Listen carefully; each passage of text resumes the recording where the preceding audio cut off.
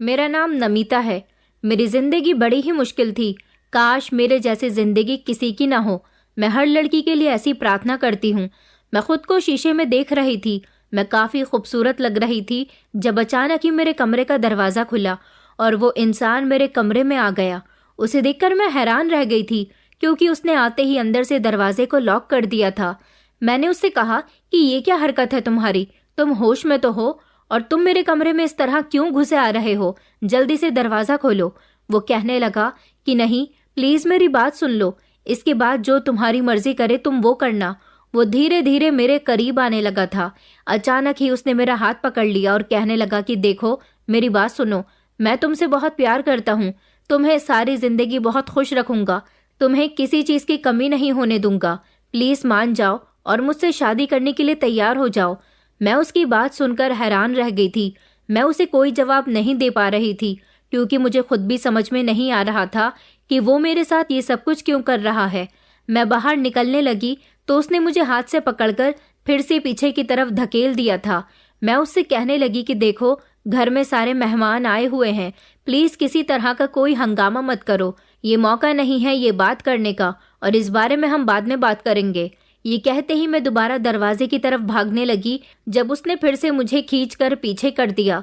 मेरे तो होश ही उड़ गए थे क्योंकि मैं जानती थी कि अगर इस टाइम कोई आ गया तो जरूर वो हम दोनों को इस कमरे में होने पर गलत मतलब ही निकालेगा। और वही हुआ था जिसका मुझे डर था। तभी अचानक दरवाजा बजने लगा था। मैंने कहा कि भाभी, मैं अभी दरवाजा खोलती हूँ, 2 मिनट लगेंगे, मैं कपड़े चेंज कर रही हूँ। फिर अचानक ही मेरे बाद वो भी कहने लगा कि भाभी नहीं, मैं इसके साथ कमरे में हूँ और ये कपड़े चेंज नहीं कर रही। हम दोनों आपस में कुछ पर्सनल बात कर रहे हैं। ये सुनकर तो मेरे होश उड़ गए थे। अचानक ही भाभी ने शोर मचाना शुरू कर दिया था। मैंने जल्दी से घबराकर दरवाजा खोल दिया था। मैंने जैसे ही सामने देखा तो सारे मेहमान दरवाजे पर मौजूद थे। मेरे भैया और भाभी भी तो मुझे ऐसे देख रहे थे जैसे मैंने कोई बहुत बड़ी गलती कर दी हो। अब भाभी ने तो सारे घर में हंगामा मचा दिया था। मैंने सोच लिया था कि अब मेरी खैर नहीं है।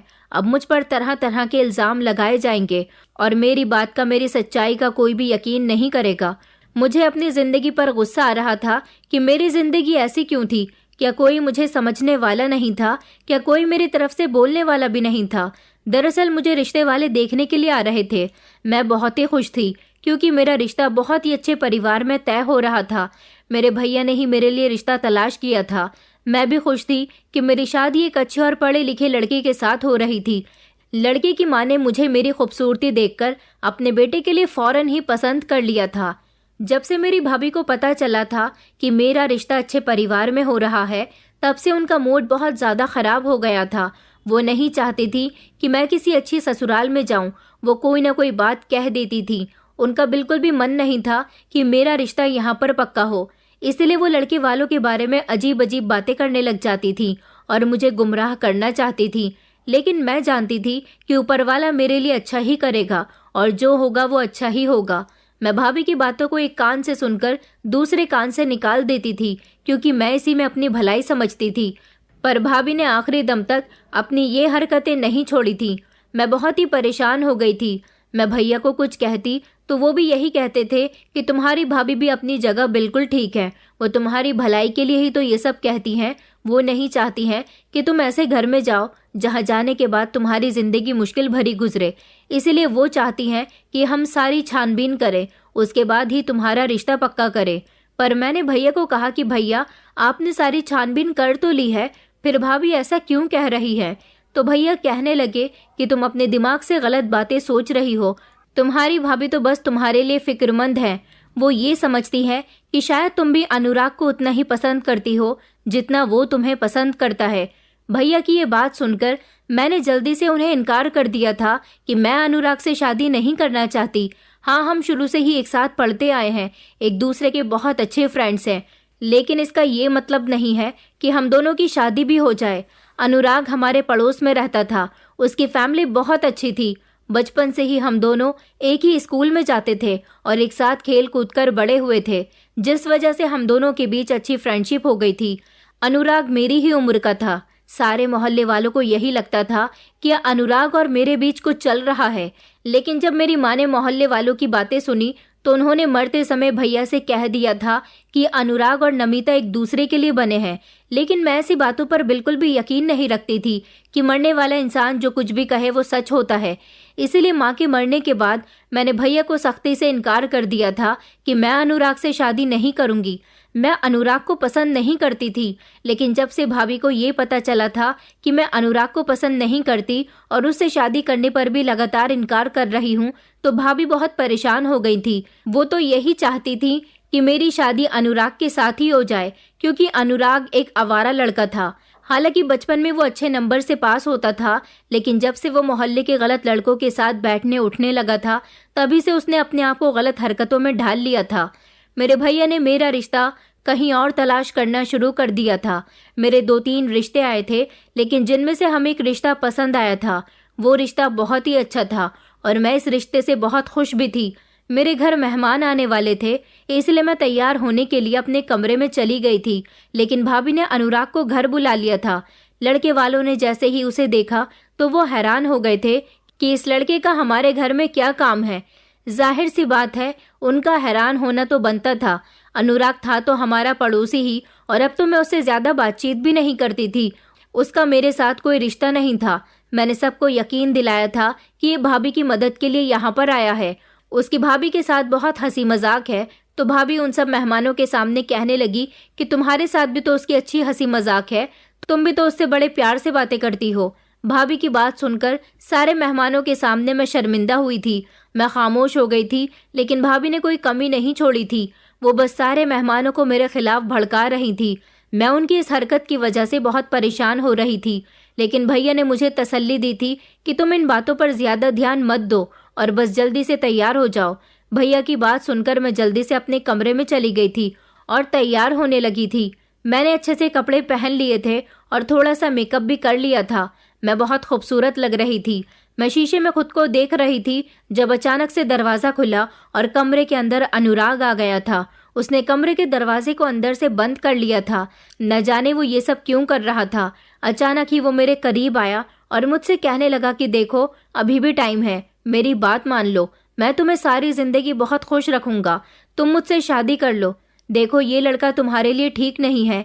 इतने बड़े परिवार में शादी करने का बहुत नुकसान होता है, क्योंकि ऐसे लोग लड़की को जूती की नोक पर रखते हैं।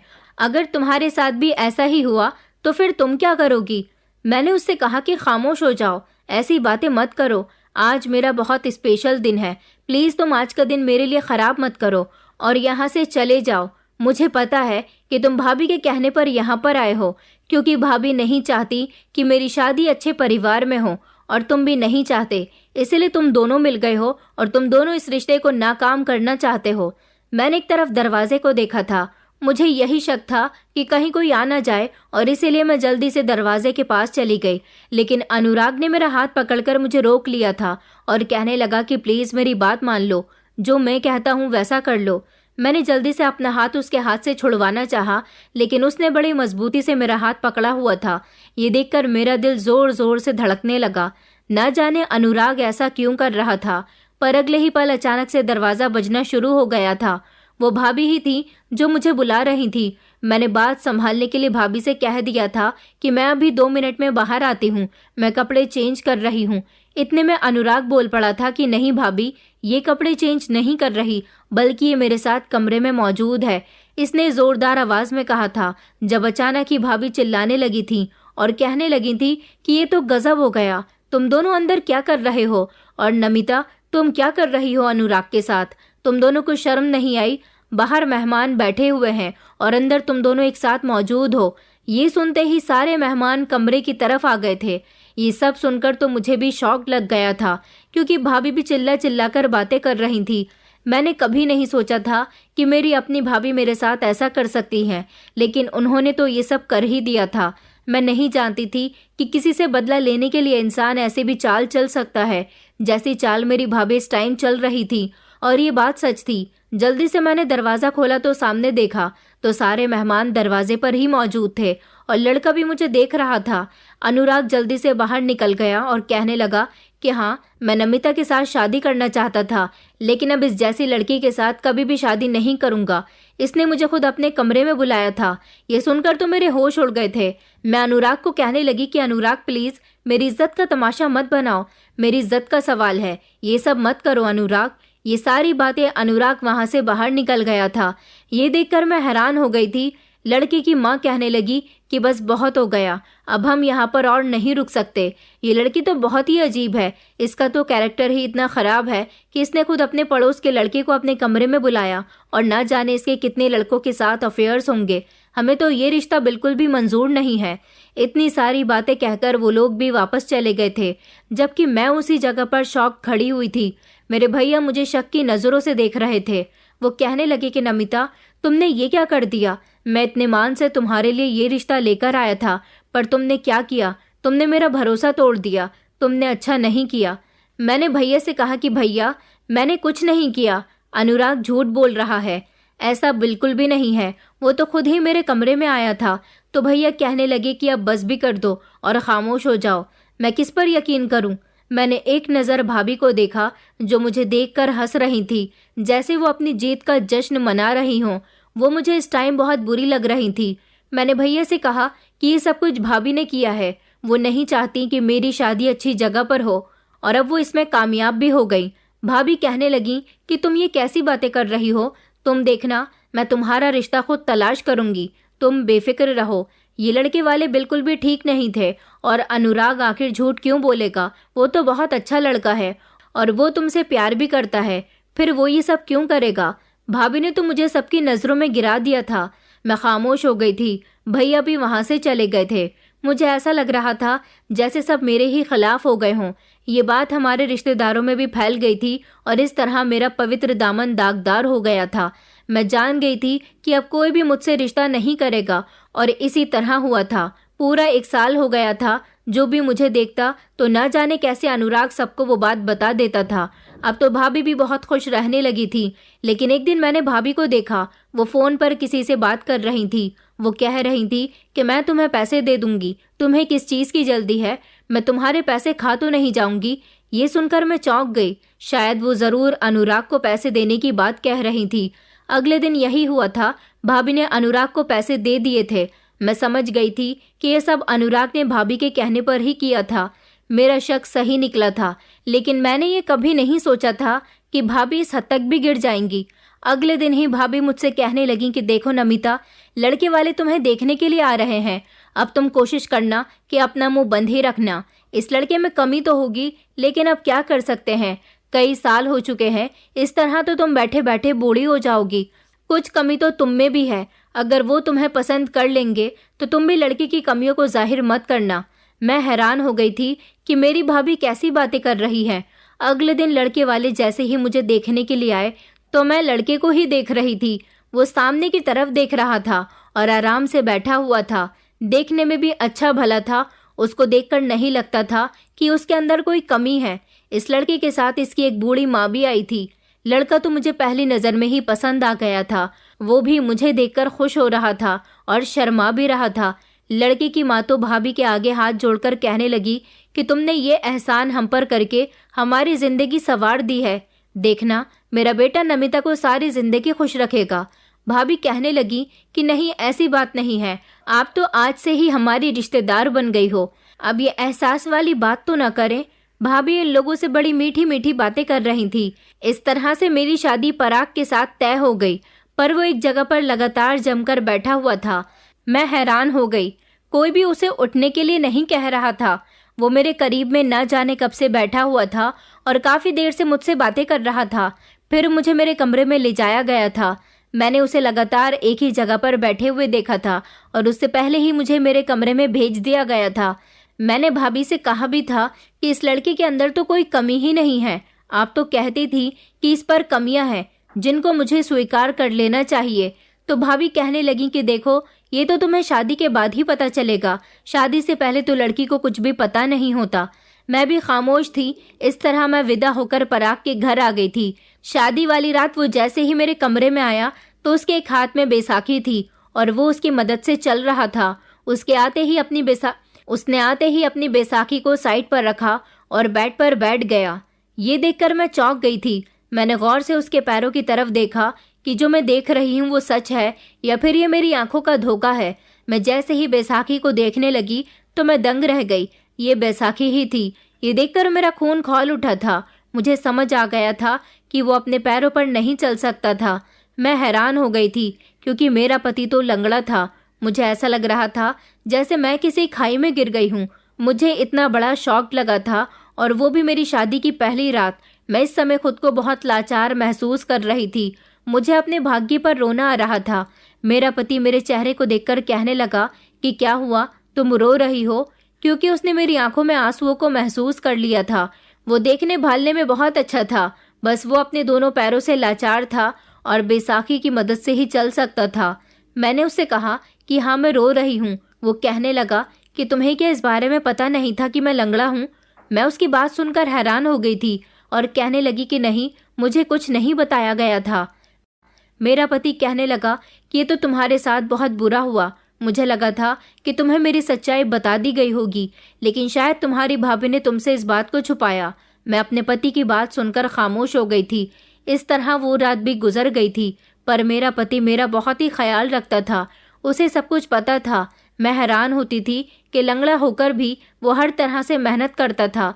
सुबह होते ही वो काम पर चला जाता था और शाम को जब भी घर वापस आता था तो मेरे सामने ढेर सारे पैसे रख दिया करता था। मैं उन पैसों को देखकर हैरान हो जाती थी और सोचती थी कि ना जाने मेरा पति कौन सा ऐसा काम करता है जो रोज इतने ढेर सारे पैसे कमा कर लाता है। लेकिन मेरी हिम्मत कभी नहीं हुई थी कि मैं उससे इस बारे में पूछ सकूं। उसकी बूढ़ी माँ सारा दिन मेरा ख्याल रखती थी और मेरी बहुत तारीफ करती थी। कहती थी कि तुम बहुत ही भागो वाली हो, तुम्हारे आते ही मेरे बेटे के भाग भी खुल गए। ये सुनकर मैं हैरान हो गई थी। मैंने उनसे पूछा कि पराग क्या काम करते हैं, तो वो मेरे सवाल पर खामोश हो गई थी। फिर वो कहने लगी कि तुम्हारी भाभी ने तुम्हें कुछ नहीं बताया। मैंने कहा कि जी, भाभी ने तो मुझे कुछ नहीं बताया, लेकिन उसके बावजूद मेरी सास ने भी मुझे कुछ नहीं बताया था। वो खामोश ही रही थी। दिन ऐसे ही गुजरने लगे थे। मेरे पास बहुत सारे पैसे इकट्ठे हो गए थे। मैं चाहती थी कि मैं थोड़ी सी शॉपिंग भी कर लूं। वैसे तो मुझे शॉपिंग करना बहुत पसंद है। मेरे भैया मुझे मेरी पसंद की हर चीज़ लाकर देते थे। मैंने अपने पति से कहा था कि मुझे शॉपिंग करनी है, मुझे मार्केट जाना है। पहले तो मेरा पति मेरी बात सुनकर घबरा गया था, लेकिन फिर मेरे जिद करने पर मजबूर हो गया था और मुझे मार्केट लेकर जाने के लिए तैयार हो गया। लेकिन जैसे ही हम लोग घर से बाहर निकले तो बाहर के कुछ लोग मेरे पति को बड़ी गौर गौर से देख रहे थे। ये देखकर मुझे बड़ी हैरानी हुई थी कि आखिर लोग मेरे पति को इस तरह से क्यों देख रहे हैं। ऐसा लग रहा है जैसे उन लोगों ने कभी पहले किसी लंगड़े इंसान को नहीं देखा। हम जितनी दूर चलते चले जा रहे थे, लोग नजर उठा उठाकर मेरे पति को देख रहे थे। जब मेरे पति ने ये सब कुछ देखा तो वो मेरी तरफ देखकर कहने लगे कि मैं जानता हूँ कि सब लोग मुझे अजीब सी नजरों से देख रहे हैं, पर तुम ये बात अपने दिल पर मत लेना, इस बात को इग्नोर कर दो। लोगों का तो काम होता है हर इंसान को नजर उठा उठाकर देखना। वो इसी तरह से मुझ जैसे लोगों को जज करते हैं। मैं भी अपने पति की बात सुनकर खामोश हो गई थी। फिर जब हम मार्केट में गए तो मार्केट में भी बहुत सारे लोग मेरे पति को इसी तरह से घूर घूर कर देख रहे थे। लेकिन जब मेरे पति ने मुझे समझा दिया था तो मैंने इस बात को इग्नोर करने की कोशिश की थी और हम लोग शॉपिंग करके घर वापस आ गए थे। लेकिन अब हर बार ऐसा ही होने लगा था। मैं जब भी अपने पति के साथ घर से बाहर निकलती तो लोग ऐसे ही मेरे पति को घूर घूर कर देखते थे और फिर देखकर अपनी आंखों को फाड़ लिया करते थे, जैसे उन्होंने कोई अजीब सी चीज देख ली हो, और एक दूसरे से न जाने क्या क्या बातें करते थे। मुझे लोगों की ये हरकतें बहुत अजीब लग रही थी। मुझे पता था कि मेरे पति के अंदर एक कमी ये है कि वो लंगड़ा है, लेकिन ऐसे दुनिया में ना जाने कितने सारे लोग हैं, पर ना जाने क्यों मोहल्ले वाले मेरे पति को देखकर ऐसे रिएक्ट क्यों करते थे। मैं जब इस बारे में अपने पति को बताती तो वो कहते थे कि मैं जानता हूँ कि लोग मेरे बारे में ऐसी बातें करते हैं। शायद लोगों ने मुझ जैसे लंगड़े इंसान को पहली बार देखा होगा, इसलिए तो वो ऐसा करते हैं। अपने पति की बात पर मैं हर बार खामोश हो जाया करती थी, पर अब यह हर बार की बात हो गई थी। एक दिन तो मैंने ठान लिया था, मुझसे बर्दाश्त नहीं हो रहा था। शायद ये इस वजह से था क्योंकि मैंने अपने भाग्य को स्वीकार कर लिया था और समझ लिया था कि जो भी है जैसा भी है अब यही मेरा पति है। मैं बर्दाश्त नहीं कर सकती थी कि कोई मेरे पति को देखकर मजाक उड़ाए और इस तरह उसे आंखें फाड़ फाड़ कर देखे। इसीलिए मैंने फैसला कर लिया था अगर किसी ने भी मेरे पति को देखकर ऐसा रिएक्ट किया तो मैं उसे मुंह तोड़ जवाब दूंगी। फिर एक दिन मैं अपने पति के साथ घर से बाहर निकली तो एक औरत ने मेरे पति को गौर से देखा। तो वो मेरे पति को आंखें फाड़कर देख रही थी और फिर वो मुझे देखकर शर्मिंदा होने लगी। मैंने अपने पति को एक जगह पर बैठा दिया और उस औरत का पीछा करने लगी। वो औरत किसी औरत को मेरे पति के बारे में जाकर कुछ बता रही थी। मैंने फौरन ही उस औरत से कहा कि देखो, जो बात करनी है वो मुझसे करो, मेरे पति की बातें किसी और से मत करो। तो वो औरत मुझे देखने लगी और कहने लगी कि देखो बेटा, तुम पर मुझे तरस आ रहा है। तुम बहुत ही भोली भाली हो, तुम्हें कुछ नहीं पता, तुम्हारे साथ बहुत बड़ा धोखा किया गया है। मैं ये सुनकर हैरान हो गई और इस औरत से पूछने लगी कि कैसा धोखा। तो वो कहने लगी कि ये तो तुम अपने पति से ही पूछ लेना कि वो क्या काम करता है। मैं इस औरत की बात सुनकर परेशान हो गई थी कि ना जाने मेरा पति ऐसा भी क्या काम करता है जो ये औरत उसके बारे में ऐसी बात कह रही है। मैं अपने पति के पास आकर उसको घर ले गई और फिर उनसे पूछने लगी कि तुम क्या काम करते हो, आज मुझे अपने काम के बारे में बता ही दो। हमारी शादी को इतना टाइम हो गया, आज मुझे सब सच सच बता दो। पराग कहने लगा कि देखो, टाइम आने पर तुम्हें सब कुछ बता दूंगा। मैं जो भी काम करता हूँ तुम्हें इस बात से कोई मतलब नहीं होना चाहिए। मैं तो तुम्हें तुम्हारा पूरा खर्चा देता हूँ, आखिर तुम्हें और क्या चाहिए। मैं उसकी बात सुनकर घबरा गई थी। मुझे तो अब गुस्सा आने लगा था कि मैं उसकी जिंदगी में उसका साथ दे रही हूँ, लेकिन वो है कि वो मुझे ये भी नहीं बता रहा कि वो क्या काम करता है। मैंने फैसला कर लिया था कि अब इस चीज़ का मैं खुद ही पता लगाऊंगी। इसी तरह एक दिन जैसे ही मेरा पति काम के लिए सुबह घर से निकला तो मैं फौरन ही चुपके से उसका पीछा करने लगी। वो जैसे ही जा रहा था तो मैं वैसे वैसे ही उसका पीछा कर रही थी। वो एक रिक्शा में बैठ गया था। रिक्शा वाले ने उसे एक सिनेमा हॉल के बाहर उतार दिया था। मैं हैरान हो गई थी, पर अगले ही पल मेरे होश उड़ गए थे और मुझे घबराहट होने लगी थी क्योंकि मेरा पति अपनी बैसाखी के सहारे से चलता हुआ सिनेमा हॉल के वॉशरूम में चला गया था। मैं अब उसके आने का इंतजार करने लगी थी। मैंने जैसे ही अपने पति को देखा तो मैं देखती रह गई थी, क्योंकि वो मेरा पति नहीं बल्कि वो तो कार्टून था जिसने कार्टून वाले कपड़े पहन रखे थे। और फिर वो सिनेमा हॉल के गेट के बाहर आकर बैठ गया था और उसने अपने हाथ में बहुत सारे खिलौने ले लिए थे। वो कार्टून के गेटअप में बच्चों को खिलौने बेच रहा था। उसको देखकर बच्चे उसकी तरफ अट्रैक्ट हो रहे थे और जितने भी लोग सिनेमा हॉल में मूवी देखने के लिए आ रहे थे उनके साथ बच्चे थे। वो अपने बच्चों के लिए खिलौने खरीद रहे थे। शायद मेरा पति इसी सिनेमा हॉल के आगे काफी टाइम से खिलौने बेच रहा है, इसलिए इसके खिलौने यहीं पर रखे हुए थे। मेरा पति भी इन बच्चों से बहुत खुश हो रहा था और इस तरह से मेरे पति के पास काफी सारे पैसे आ गए थे। ये सब देखकर मेरी आंखों से आंसू निकलने लगे थे कि ये सब क्या देख रही हूँ। मैं हैरान हो गई थी कि जो लोग मेरे पति को खिलौने के पैसे देकर जा रहे थे वो सारे पैसे मेरे पति अपने जेब में रख रहे थे। इस तरह शाम तक उनके पास काफी सारे पैसे आ गए थे और बैठे ही बैठे उनके खिलौने भी बिक गए थे। कार्टून को देखकर बच्चे खुश होते थे और उससे खिलौने खरीद लिया करते थे। ये आइडिया खिलौने खरीदने के लिए मेरे पति के दिमाग में कहाँ से आया था, मैं इस बात पर चौंक रही थी। और कुछ लोग तो मेरे पति के साथ अपने बच्चों के फोटो भी खींच रहे थे। फिर जब शाम का वक्त हुआ तो मेरे पति ने सारे पैसे गिन लिए और खुशी खुशी उनको अपनी जेब में रख लिया। मैं दूर से ही उनको सुबह से शाम तक देखती रही थी। आज मैं जान गई थी कि मेरे पति क्या काम करते हैं, लेकिन मुझे शर्मिंदगी नहीं बल्कि मुझे तो गर्व महसूस हुआ था। मुझे तो यही लगता था कि शायद वो गलत काम करते होंगे, लेकिन ये काम तो बिल्कुल ठीक था। मुझे उस औरत पर बहुत गुस्सा आ रहा था जिसने मुझे फालतू में ही शक में डाल दिया था। मेरा दिल कर रहा था कि अगर वो औरत मुझे फिर से मिलेगी तो मैं उसे ज़रूर मुंहतोड़ जवाब दूंगी। इसी तरह एक दिन मैं फिर से मार्केट वाले रास्ते से अपने पति के साथ गुजर रही थी, लेकिन वही हुआ जो हर बार हुआ करता था। वहाँ के लोग मेरे पति को अजीब नज़रों से देखने लगे थे और इस बार तो मैंने फैसला कर लिया था। तभी अचानक मुझे वही औरत दिखाई दी। आज मैं ये बात भी जान गई थी कि वो औरत मार्केट में ही बर्तनों की एक छोटी सी दुकान लगाती है। मैंने उसकी दुकान पर जाकर उससे कहा कि तुम मेरे पति को इस तरह से क्यों देखती हो। तो वो कहने लगी कि मैंने तुम्हें पहले भी बताया है, तुम्हारा पति बहुत गलत काम करता है और तुम्हें अपने साथ बाजार में ऐसे लेकर आता है जैसे वो बहुत शरीफ है। मैंने उससे कहा कि मेरे पति के बारे में ऐसी बातें मत करो, मुझे सब पता चल गया। मेरा पति कोई गलत काम नहीं करता। वो कार्टून बनकर बच्चों को खिलौने बेचता है और उनका दिल बहलाना कोई गलत काम नहीं है। ये तो मेहनत की कमाई है। इसे गलत काम तुम क्यों कह रही हो? वो औरत मेरी बात सुनकर पहले तो हैरान हो गई थी, फिर कहने लगी, क्या तुम ये कैसी बातें कर रही हो? तुम सोमवार के दिन इस बाजार में आना और देख लेना कि तुम्हारा पति क्या काम करता है। मैंने उस औरत से कहा कि सोमवार के दिन तो मेरा पति छुट्टी करता है, वो तो अपने रिश्तेदारों के यहाँ घूमने के लिए जाते हैं। तुम ये कैसी बातें कर रही हो? तो वो औरत खामोश हो गई थी और कहने लगी कि तुम्हारा पति तुमसे झूठ बोलता है। वो सोमवार के दिन क्या करता है उसने इस बारे में तुम्हें नहीं बताया, लेकिन इस मार्केट के सब लोगों को पता है कि असल में तुम्हारा पति कौन है। मैं उस औरत की बात सुनकर हैरान हो गई। मेरी अजीब सी हालत हो रही थी, जैसे कुछ गलत हो रहा है। लेकिन फिर मैंने बड़ी मुश्किल से खुद पर कंट्रोल किया और फैसला कर लिया कि मैं सोमवार के दिन भी अपने पति का पीछा करके देख लूंगी कि वो कहाँ जाता है और क्या काम करता है। मुझे तो लगा था कि सोमवार के दिन भी मेरा पति वही काम करता होगा जो हफ्ते के हर दिन करता था। जैसे ही सोमवार का दिन आया तो मेरा पति तैयार हो रहा था। उसने साफ सुथरे कपड़े पहने और कहने लगा कि सुनो, मैं अपनी मासी के यहाँ जा रहा हूँ, तुम मेरी माँ का ख्याल रखना, मैं शाम तक घर वापस आ जाऊंगा। वो ये कहकर बाहर चला गया था, लेकिन मेरी सास तो नींद में थी। ये देखते ही मैंने अपने पति के घर से बाहर निकलते ही उसका पीछा करना शुरू कर दिया। वो ना जाने कहाँ जा रहा था। वो फिर से एक रिक्शा में बैठ गया था।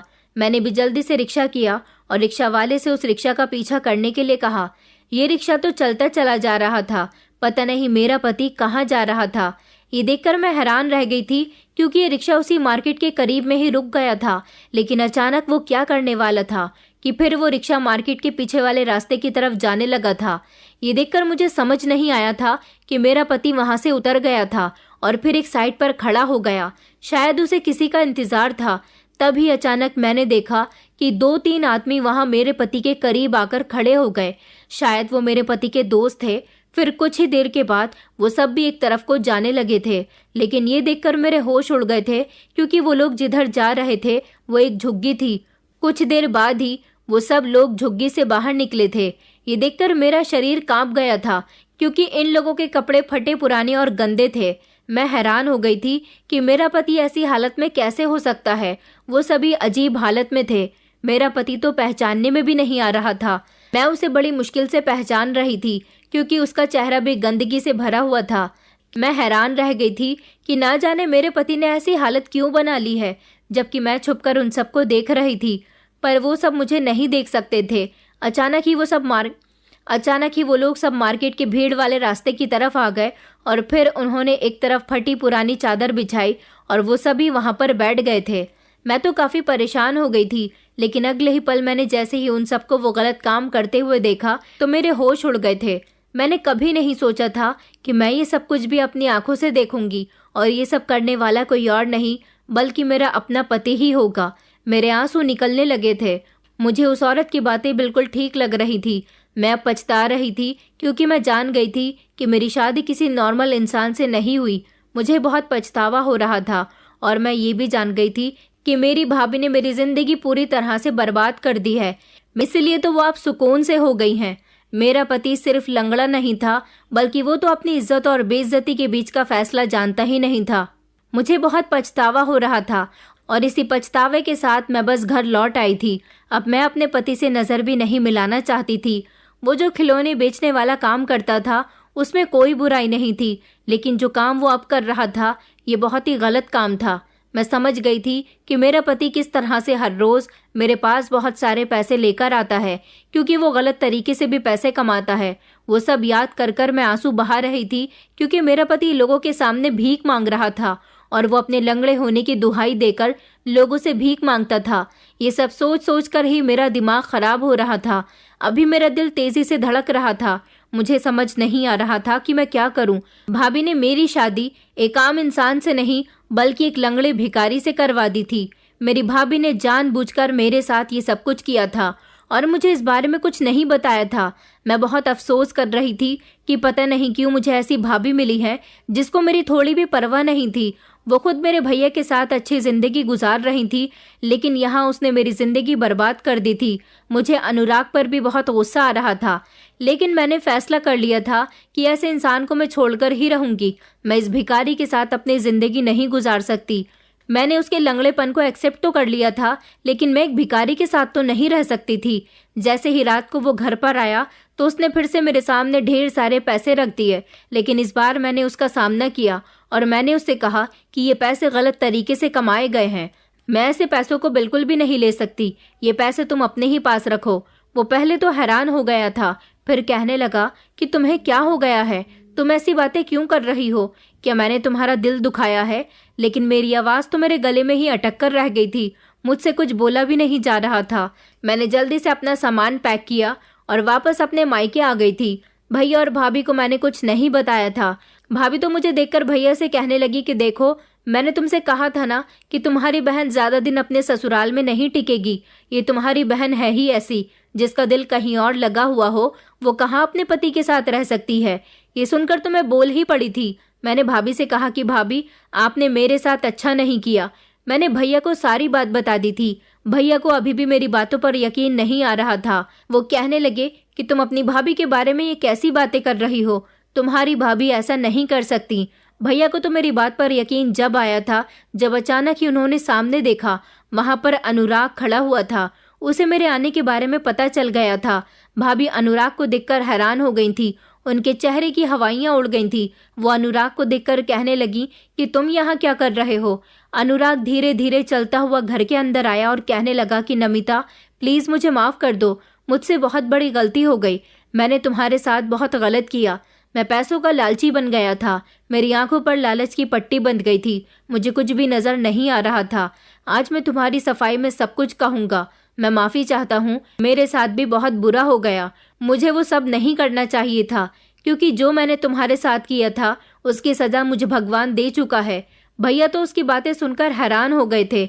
उन्होंने अनुराग से कहा कि तुमने क्या किया है, तुम ये सब क्यों कह रहे हो। भैया की बात सुनकर उसने सब कुछ बता दिया था, लेकिन भैया को अनुराग की बातों पर यकीन नहीं आ रहा था। भैया भाभी को अजीब सी नज़रों से देख रहे थे। इससे पहले तो भैया ने अनुराग को वापस घर भेज दिया था और फिर भाभी को कहने लगे कि देखो, इससे पहले कि मैं कोई गलत कदम उठाऊं, तुम मेरे सामने से चली जाओ। भैया की बात पर भाभी परेशान हो गई थी। वह हाथ जोड़कर उनसे माफ़ी मांगने लगी कि मुझे माफ़ कर दो, मैंने अनजाने में ये सब कुछ कर दिया, लेकिन मेरा वो मतलब नहीं था। जब भैया ने उन्हें चुप करवाया और कहने लगे कि खबरदार, जो तुमने एक शब्द भी कहा तो तुम मेरे घर से निकल जाओ, वरना मैं कुछ गलत कर दूंगा। मैं नहीं चाहता कि मेरे बच्चों की माँ उनसे अलग हो जाए। भाभी ने जैसे ही ये बात सुनी तो वो समझ गई थी कि उन्हें यहाँ से अपने मायके चले जाना चाहिए, इसमें ही उनकी बेहतरी है। उन्होंने जल्दी से अपना सामान पैक किया और वो उसी टाइम वहाँ से चली गई थी। मेरी ज़िंदगी तो बर्बाद हो चुकी थी। मैंने पराग से डाइवोर्स ले ली थी, लेकिन अब मैं समझ गई थी कि मुझसे कोई भी शादी करने के लिए तैयार नहीं होगा। मैंने अनुराग को भी माफ़ नहीं किया था और ना ही मैं भाभी को कभी माफ़ कर सकती थी। भैया भी मुझसे हाथ जोड़कर माफ़ी मांग रहे थे कि मुझे माफ़ कर दो। मैंने न जाने ऐसा क्या गलत किया था कि मुझे ऐसी पत्नी मिली। तुम्हारी भाभी अच्छी औरत नहीं है। मैंने तुम पर यकीन नहीं किया और अपनी पत्नी की बातों में आ गया। मुझे माफ़ कर दो, मुझे ऐसा करना नहीं चाहिए था। मैंने जल्दी से अपने भैया के हाथ पकड़कर नीचे कर दिए और उनसे कहने लगी कि नहीं, आपको माफ़ी मांगने की ज़रूरत नहीं है। मेरे लिए इससे बढ़कर खुशी की बात नहीं है कि आप मुझे वापस मिल गए हो। मैंने आपका भरोसा कभी नहीं तोड़ा था और ना ही आइंदा कभी मैं आपका भरोसा तोड़ सकती हूँ। मैं फ़ौरन ही उनके गले लगकर फूट फूट कर रोने लगी थी, लेकिन आज मैं बिल्कुल मजबूत बन गई थी, क्योंकि मैं समझ गई थी कि मेरे भैया हमेशा मेरे साथ रहेंगे। इस तरह मेरे भैया ने अब जिंदगी के हर मोड़ पर मेरा साथ देना शुरू कर दिया। मैं काफ़ी आगे बढ़ गई थी। भाभी ने भी मुझसे बहुत माफ़ी मांगी थी, फिर मैंने भैया की खातिर भाभी को माफ़ कर दिया। अभी मेरी शादी नहीं हुई है, लेकिन मुझे भरोसा है कि मेरी जहाँ भी शादी होगी, इस बार मेरे भैया देखभाल के ही मेरी शादी करेंगे। आप लोग भी मेरे लिए प्रार्थना कीजिए कि मैं अपने ससुराल में खुश रहूं। जहाँ पर भी मेरी शादी हो वहाँ लोग अच्छे हों और मेरा पति भी बहुत अच्छा हो। दोस्तों, उम्मीद करती हूँ आपको हमारी कहानी पसंद आई होगी। कहानी पसंद आई है तो वीडियो को लाइक करें, चैनल पर नए हैं तो चैनल को सब्सक्राइब करें और हाँ, नोटिफिकेशन बेल को ज़रूर दबाएं ताकि अगली अपडेट सबसे पहले आपको मिले।